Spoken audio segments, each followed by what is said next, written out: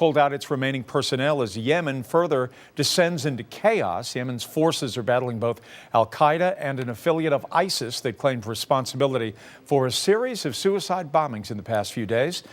That killed 137 people. Jennifer Johnson now with the latest from Washington. As Yemen plunges further into chaos, its president and the mediator for the United Nations both called for an urgent intervention from the UN Security Council. Unless a solution can be found in the coming days, the country will slide into further violent conflict. The emergency meeting was called one day after the U.S. pulled out its remaining special forces, 100 Green Berets and Navy SEALs. The troops were evacuated from a southern air base crucial to America's drone strike program after al-Qaeda militants seized a nearby city. I think these developments in Yemen greatly disturb me because of their potential to attack the United States. Protesters took to the streets after suicide bombers, reportedly affiliated with ISIS, targeted 4 mosques Friday, killing over 135 people. The Obama administration denies it has underestimated the threat in Yemen. Intelligence is not a perfect science. It is one that is based on the intelligence information that we get, the insights, the assessments. Yemen is where the so-called underwear bomber, convicted of trying to blow up a U.S.-bound jetliner in 2009, was trained.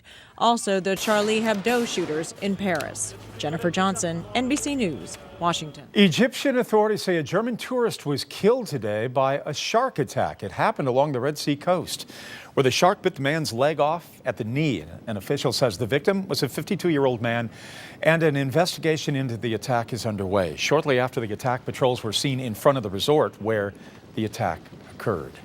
Now, an update on a story that we have been following all week at Starbucks. It started after Starbucks officials say that it will no longer have baristas race together on coffee cups. The effort was designed to get people in America talking about race relations, and it worked, but it got plenty of criticism, particularly on social media like Twitter. A spokesman says ending the cup messages was part of the plan, and the initiative will continue in other ways. Tomorrow, Texas Senator Ted Cruz expected to become the first major candidate in the 2016 presidential race when he is set to launch his campaign. The Texas Republican will formally get into the race during a morning speech at Liberty University, a Christian college in Lynchburg, Virginia. Cruz is a 44-year-old party favorite who was elected for the first time just 3 years ago. During an appearance on Meet the Press, California Governor Jerry Brown said Senator Cruz's comments about climate change rule him out to run for public office. Brown was referring to Cruz's comments on The Late Show when he said that satellite data shows there has been no warming of the Earth over the past 17 years. So it's climate disruption of many different kinds. And that man betokens such a level of ignorance and a direct falsification of the existing scientific data. It's shocking, and I think that man has rendered himself absolutely unfit to be running for office. Governor Brown of California said a buildup of greenhouse gases is causing not only warming, but also large storms and extreme cold. In your money news tonight, the cost to fill up your car or truck or SUV is down from this time 2 weeks ago. The Lundberg survey reports a gallon of regular unleaded now averages $2.50. That's down 4 cents from 2 weeks ago. Experts say lower crude oil prices and high gasoline production at U.S. refineries are the reason. Plus, if oil stays low, the price at the pump may continue to fall.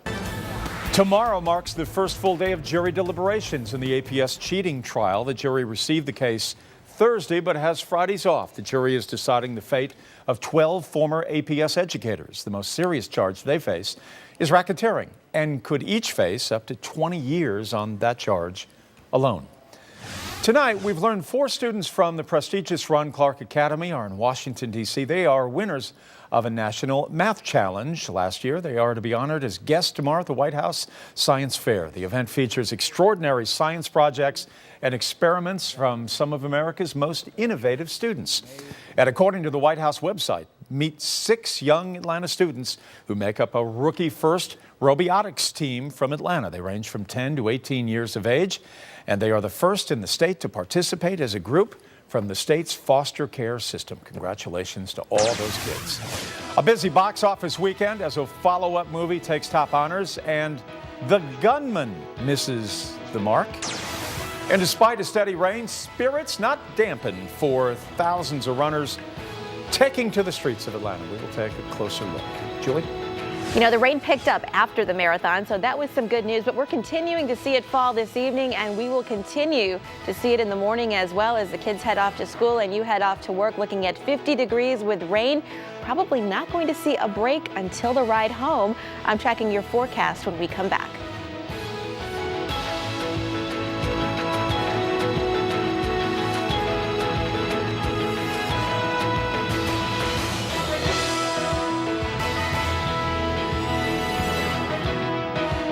Atlanta. Welcome back, everyone. A wet day for a big race in downtown Atlanta. 17,000 people braved the cold and the rain to run in the Publix Georgia Marathon this morning. Ryan Kruger talked to some of the runners who said they would be ready to do it all over again. You saw it happen live right here on 11 Alive News Sunday morning. David McWilliams of Decatur was the first person to complete the Publix Georgia Marathon with a time of 2 hours and 34 minutes. It was a wet and cold day out there. Tough on the runners. It was a little wet, painful. And we even heard a new adjective. Rainfall. Thousands of runners hit the streets of downtown Atlanta, taking part in the 5K, half marathon, and the full marathon. Once they reached the finish line, they were lucky enough to warm up and dry off. You ran 13.1 miles in the pouring down rain. How was it? Awesome. Took willpower, definitely. That's all I have. It is cold and wet and miserable here today, and you're never going to believe me when I tell you this, but there are some runners who actually prefer the weather to be just like this. You liked running in the rain. Yeah, I don't like standing in the rain, but running in the rain is okay. Leave it to two Chicago residents to think that this is great weather. It's better than 80-degree weather or, below zero weather in Chicago. Downtown saw several road closures and delays all day as thousands of soggy runners finished a race they won't soon forget. In downtown Atlanta, Ryan Kruger, 11 Alive News. The race must go on. A sequel tops the box office this weekend as the second movie in the Divergent series, Insurgent, won top honors with more than 54 million in tickets at theaters. The closest competitor was the Disney real-life remake of Cinderella. They came in with $34 million. Rounding out the top five were the action thriller Run All Night, The Gunman, and Kingsman, The Secret Service. A solemn memorial today in Washington State where the town of Oso remembered the one-year anniversary of the deadly mudslide that claimed 43 lives. It stands as the deadliest mudslide in the history of the United States. A year ago, a rain-soaked hillside collapsed, sending 1 million tons of sand and soil down a river valley. The name of each victim was read aloud today as a bell was rung for each person who lost their life. A new beginning nearly 5 years after a deadly tornado ripped through Joplin, Missouri. A new hospital opened its doors. Mercy Hospital stands on the site of the old St. John's Hospital, which was destroyed by an EF5 twister in May of 2011.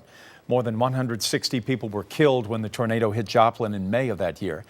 The new $465 million facility features stronger walls and windows built to withstand 250-mile-an-hour winds in critical areas like the ER and the intensive care units. It's been a wet and dreary Sunday for the most part. Julie Martin, our fine meteorologist, is here with information as to when this rain will be leaving. Is that soon, I hope? Exiting the building, yes. Not until probably Tuesday, Jeff. Maybe late Monday. I'll give you late Monday. All right, how's that? We'll take that. Okay.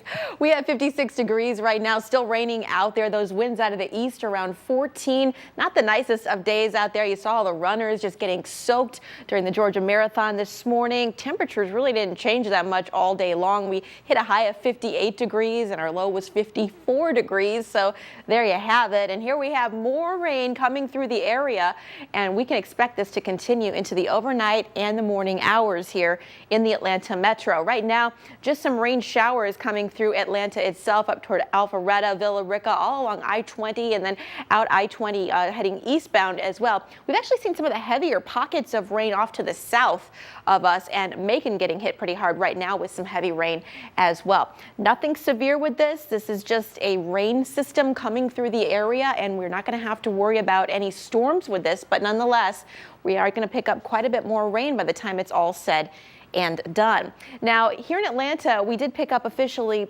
about 3/4 of an inch of rain so far today. We've had some wet weather earlier this week as well. We're going to keep building on that. We could see another inch to an inch and a half. I say 2 inches is a little high for us here in Atlanta, but certainly we could see another inch or so squeak out before the end of Monday tomorrow. So we'll look for that. Also anywhere from 3/4 of an inch to maybe over an inch, inch and a quarter as we head north up into the mountains, extreme north, maybe half an inch or so. So flooding becomes a question that you might be worried about. We're thinking that some of those vulnerable areas, those are the ones you're still going to have to watch. We don't have any flood watches or warnings out right now. However, just a good idea, if you know an area typically floods, this would be the kind of rain that might just kind of push some of those streams up over their banks.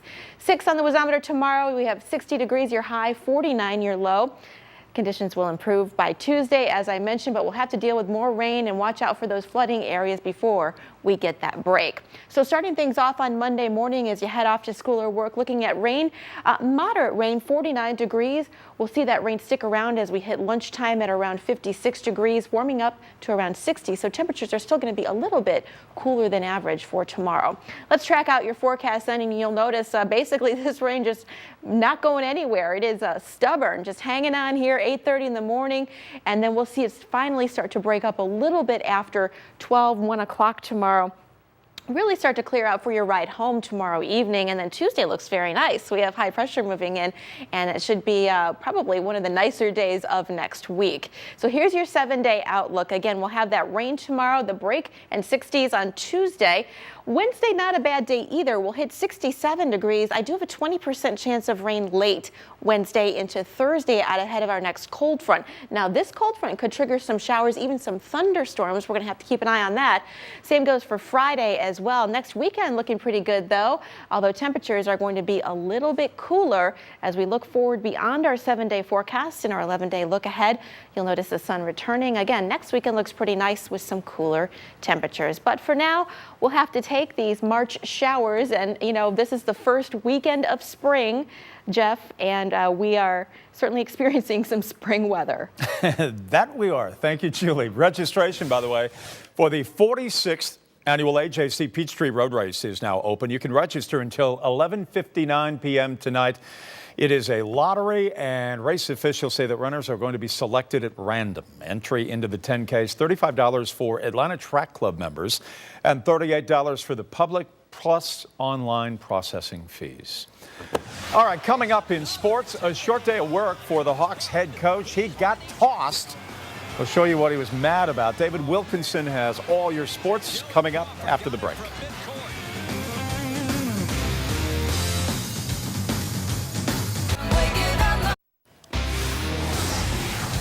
In his short career as head coach, Mike Budenholzer had never been ejected until today. And it happened as Bud faced his old team, the San Antonio Spurs. Wow. This about summed up the day for the Hawks. Wide open, Jeff Teague misses. Bud got teed up because he thought Teague was undercut. Then moments later, Al Horford, definitely got hacked in the paint. So Bud goes nuts on the bench, and he's gone. Sent to watch the rest of this game in his office. Personally, I would just catch up on Walking Dead. The Hawks did go on an 8-2 run immediately after, but they were never in this one, folks. Spurs dominate. They win 114-95. Kawhi Leonard had 20. Hawks lose their third straight. Here's Coach Bud. Obviously, I wasn't happy, but not any coach is ever happy. That's kind of our disposition, probably. I think the group isn't fatigued. I think physically we're in a good place. I think mentally we can be better. I think we're not as sharp as we need to be mentally. That is a fact. The Georgia State basketball team is home, hopefully resting and relaxing right now. The bus pulled in at 3 a.m. 11 Alive Sports was there because we don't like to get our Z's. It was a tough loss yesterday to Xavier, but what an incredible run for this team. Now the question, what becomes of R.J. Hunter? Will he go pro? He wouldn't say yesterday, but did say the answer. It's coming soon. Georgia State basketball officially on the map. Here's a final message from Coach Hunter, who, of course, needs to see a doctor about that Achilles. I'm so proud of my kids, man. They did a tremendous job, and I thought they represented Georgia State in the city of Atlanta well. So, but I do want to do this. I'd like to thank all of our students and thank all the people that supported us from Atlanta to our Georgia State community. Really appreciated it, and it meant a lot to us. heck of a run. Braves and Tigers spring training. First inning, Johnny Gomes going to pop this one up. Not a problem for guys that make six figures at the minimum. Well, when you get the sun, tough to find those little white objects. That'll score a run. Kelly Johnson across the plate. Shelby Miller continuing his good work. 5 innings pitched, 1 earned run, 4 strikeouts, 1 walk for Miller. He has only had 1 rough outing all spring. Very encouraging. Game tied at 3 in the 8th inning. Pedro Siriaco with the 2-run single. He had 3 RBIs today as the Braves go on to win 5-3. That is a look at sports. Jeff and more. We'll be back. Well, you get ready for the Monday commute. You know you have to get up a little early because the traffic will not be friendly because of the skies. It doesn't take much to slow you No, down it here in doesn't. Atlanta. That's right. And we will see some more rain tomorrow morning.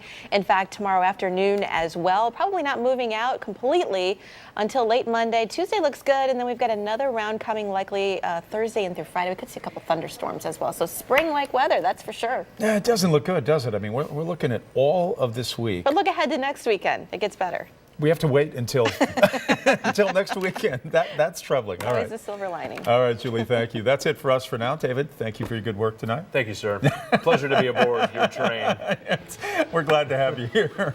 All right, if you want anything else that you have not seen or heard tonight, 11alive.com is your place. That's it for us for now. Have a great night, everyone.